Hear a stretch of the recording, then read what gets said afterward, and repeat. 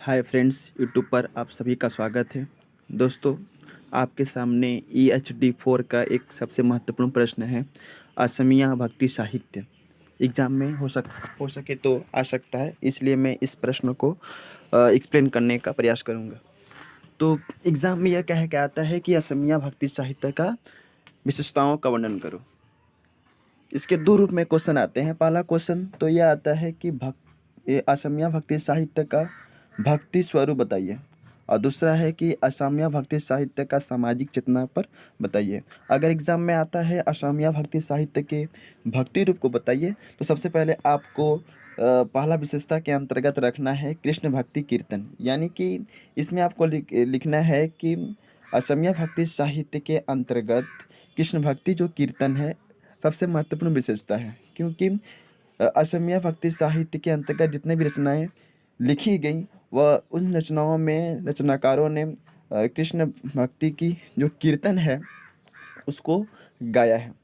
दूसरा है बहुदेव का बहिष्कार। असमिया भक्ति साहित्य के अंतर्गत जितने भी रचनाकार हुए, जितने भी लेखक हुए, उन्होंने बहुदेव का बहिष्कार किया। बहुदेव मतलब कि वे किसी एक ईश्वर पर विश्वास रखते थे।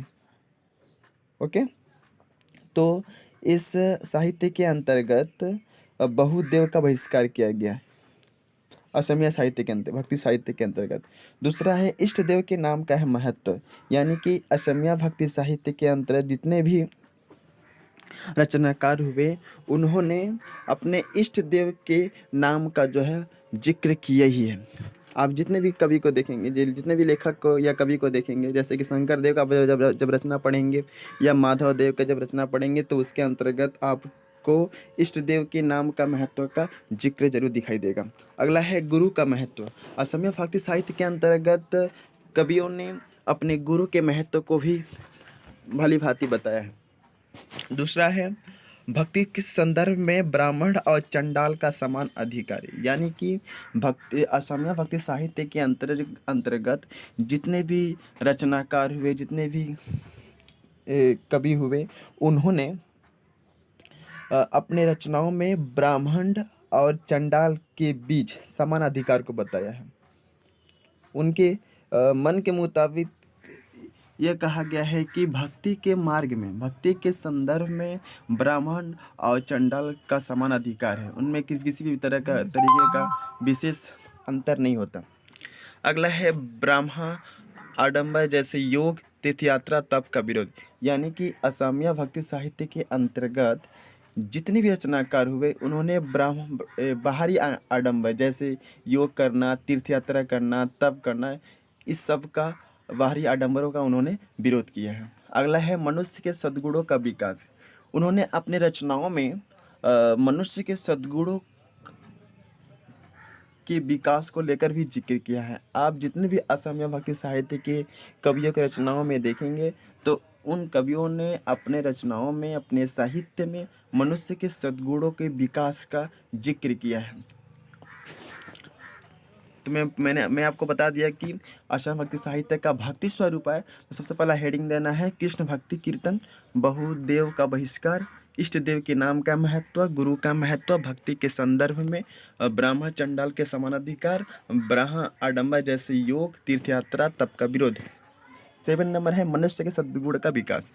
अगर परीक्षा में आपका आता है कि असमिया भक्ति साहित्य का सामाजिक चेतना के ऊपर प्रकाश डाले, तो उसके अंतर्गत लिखना है कि एक शरण का सबसे पहला विशेषता है एक शरण का परिवर्तन, यानी कि असमिया भक्ति साहित्य में कवियों ने, रचनाकारों ने अपने धार्मिक ग्रंथों में, अपने रचनाओं में एक शरण का परिवर्तन किया। एक शरण का मतलब होता है कि कोई भी व्यक्ति या मनुष्य केवल एक भगवान को ही मानेगा।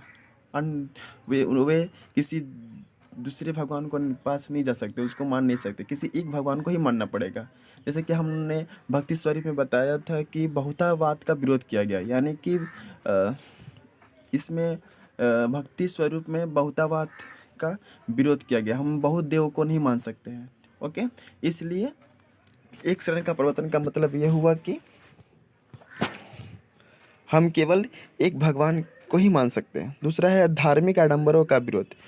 असमिया भक्ति साहित्य के दूसरा सामाजिक चेतना का विशेषता है धार्मिक आडंबरों का विरोध। इन्होंने असमिया भक्ति साहित्य के कवियों ने रचनाकारों ने जितने भी रचनाएं लिखी उनमें धार्मिक आडंबरों का विरोध किया गया है। अगला है समाज में एकता के भावना पर जोड़। असमिया भक्ति साहित्य के कवियों ने अपने रचनाओं में समाज में एकता के भावना पर जोड़ दिया है। उनका मानना है कि अगर समाज में एकता है, समाज में यूनिटी है, तो अगर संगठन है तो हमारा समाज क्या होगा, मजबूत होगा, शक्तिशाली होगा।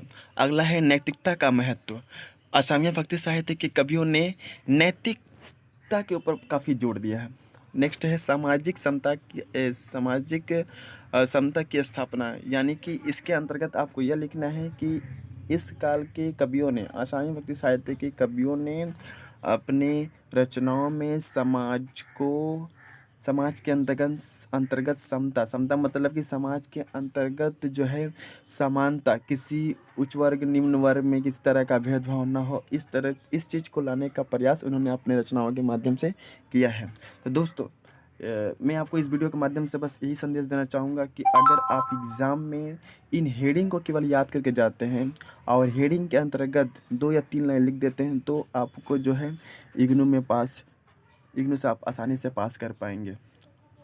नहीं आप पास कर पाएंगे बल्कि जो है अच्छे नंबर भी पाएंगे। Okay, thank you.